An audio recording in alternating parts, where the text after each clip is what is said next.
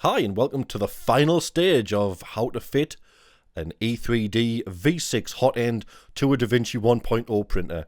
If you've stuck with us this far, this is the final phase. Promise you. It's very simple. It's not going to be a very long video, this one. Basically, if you followed on the series, we have assembled the E3D, we've stripped out the Davinci, we've took the carriage apart, we've fitted the E3D, we've put it all back together, and now we've got, if you look at the top of your printer, you've got 4 wires coming from the carriage, and you've got 4 wires in the cable harness, and you've guessed it, you just need to connect them up. So let's cut to some footage and I'll show you exactly what I did. This is it, the last stage. There we go, there's the cable harness, and we have the 4 wires I mentioned before. So the 2 white wires, I've used bullet crimps on to go to the 2 blue wires, and they are just quick release crimps, and they are for the heater cartridge. It doesn't matter which way around you get them, they are not polarized, so they can go any way around you like. Now, these 2 wires are the wires that we ran in for the 12 volts. All those many videos ago, seems like a long time. And basically, they connect to the red and black of the fan. So if you remember, we ran orange for the plus and white for the ground. So orange goes to red and white goes to black. And I've covered them in a little bit of heat shrink, just to kind of protect them. But I haven't totally shrunk it because I might want to take it out again.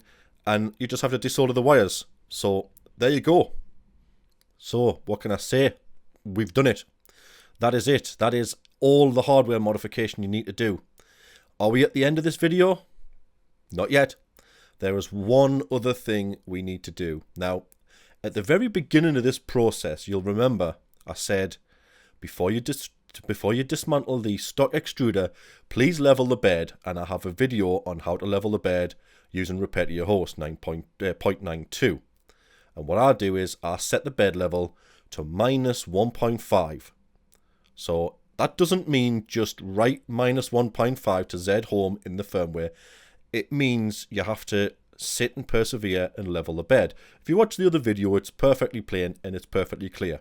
Now, the reason that I do that, and the reason I said that, is because now we're at this stage with the E3D V6, we don't have an auto bed level sensor anymore.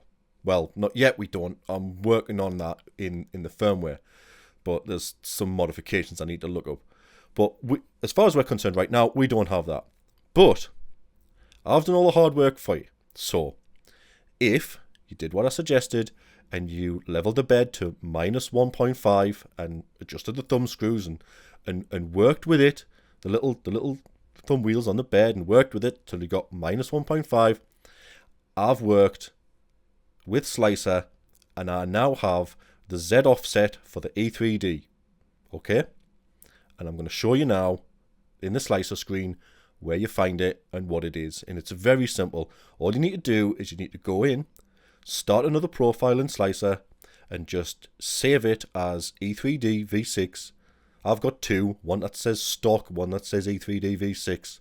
The stock one has, like the other video said, minus 0.6 of a Z offset. The E3D one has a Z offset of plus 0.3. Now that's the magic number. That makes it all work. That makes everything work. But I can't emphasize enough, it has to be done with minus 1.5 as the Z home, and you have to level the bed to that. You can't just write it to the EEPROM. You have to level the bed to that for this all to work. If you don't do that, it's not going to work. I mean, there's a manual level configuration tool actually in the printer with Repetier 0.92 on there. I've never used it. I don't have any experience of it at all. So please, if you're leaving a comment about that, I have no idea. I've never used it. But, you know, just follow the instructions before we started. If you'd have done that, that's fine.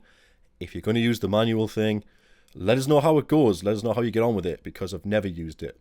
But all that one side, you can now just load in G-code and hit print, and you're going to get E3D V6 hot end quality prints out of it. So there we go. we've done it. That's it. That's everything you need to know about how to fit the E3D V6 to a Davinci 1.0 printer.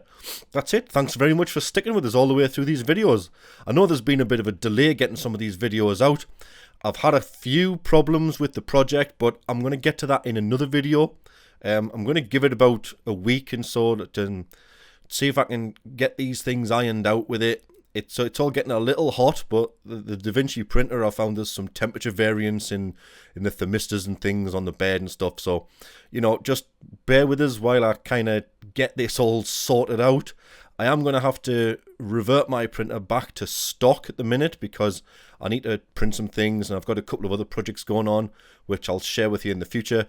But in the meantime, if you've done this to your own printer, please let us know how you get on. Let us know if you have any problems with it, if you've got any questions at all relating to the build or the parts or how you modify anything. Just drop us a comment and I'll be sure to get back to you.